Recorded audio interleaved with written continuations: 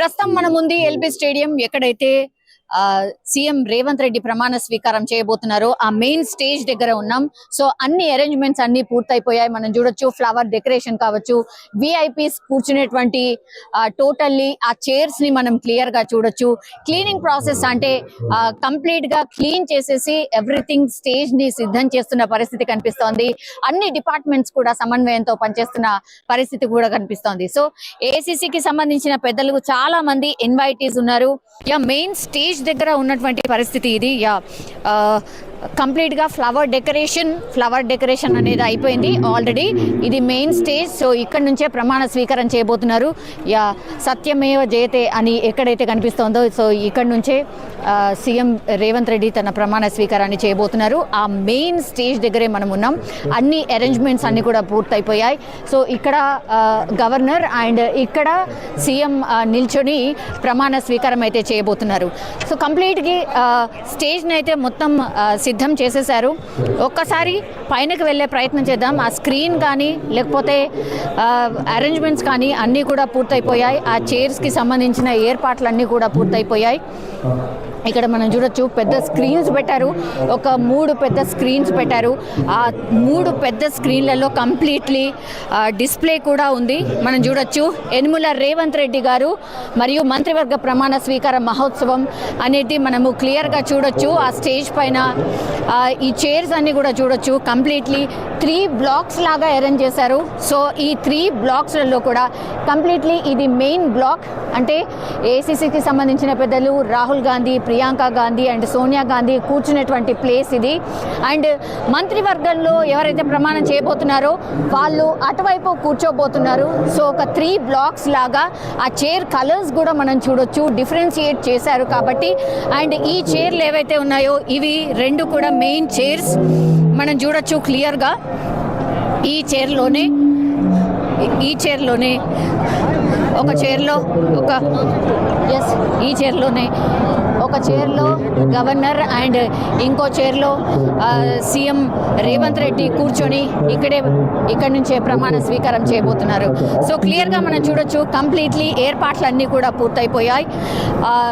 ఎక్కడ కూడా ఏ లోటుపాట్లు రాకుండా అన్ని అరేంజ్మెంట్స్ చేసినట్టుగా కనిపిస్తోంది.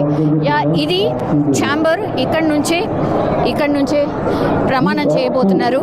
సో ఇవి మైక్. సో ఇక్కడ నుంచే ప్రమాణ స్వీకారం తీసుకోబోతున్నారు రేవంత్ రెడ్డి గారు. సో ఇది రేవంత్ ప్రమాణం చేసేటువంటి ఛాంబర్. అండ్ అదేమో గవర్నర్ నిల్చొని అక్కడి నుంచి ప్రమాణం చేయబోతున్నారు. కంప్లీట్గా ఆ అరేంజ్మెంట్స్ అన్నీ అయిపోయాయి ఆల్మోస్ట్.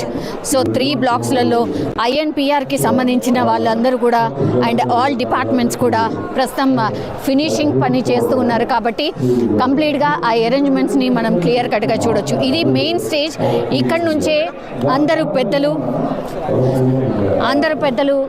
ఎక్కడి నుంచి వచ్చారన్నా? సిద్దిపేట నుంచి.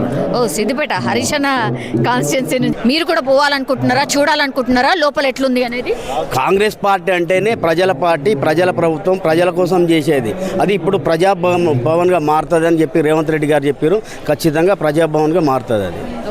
ఈరోజు సెక్రటేరియట్ పోబోతున్నారట, మీరు కూడా పోతారా ఆయనతో పాటు? ఖచ్చితంగా అందరికీ హక్కు ఉంటుంది. అందరి సమస్యలు చెప్పుకోవడానికి ముఖ్యమంత్రి గారు అందుబాటులో ఉంటారు, మంత్రులు అందుబాటులో ఉంటారు. ఎప్పుడైనా కాంగ్రెస్ ప్రభుత్వం, కాంగ్రెస్ పార్టీ ఎప్పుడైనా ప్రజలకు అందుబాటులో ఉంటుంది. ప్రజా సమస్యలు వినడానికి సిద్ధంగా ఉంటుంది, అవి పరిష్కరించడంలో ముందు ఉంటుంది. ఓకే అన్న, థ్యాంక్ యూ. ఇంకొక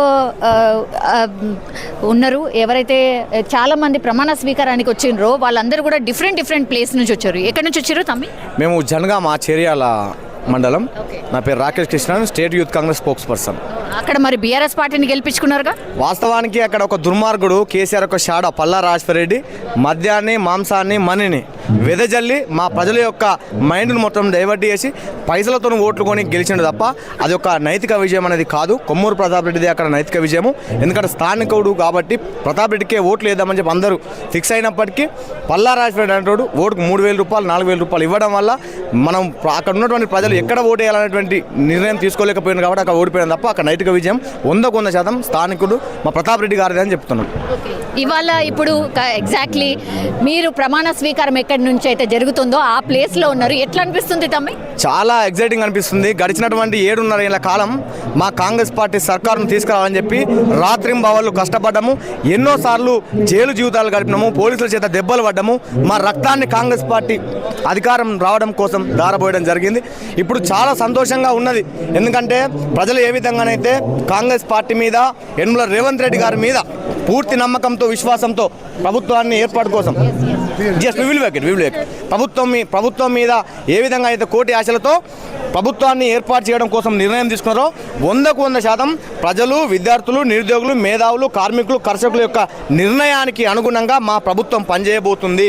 నేటి నుంచి తెలంగాణ రాష్ట్రంలో బీద, బడుగు, బలహీన, బిగ్గి యొక్క ప్రజల యొక్క జీవితాల్లో వెలుగులు నింపబోతున్నాం.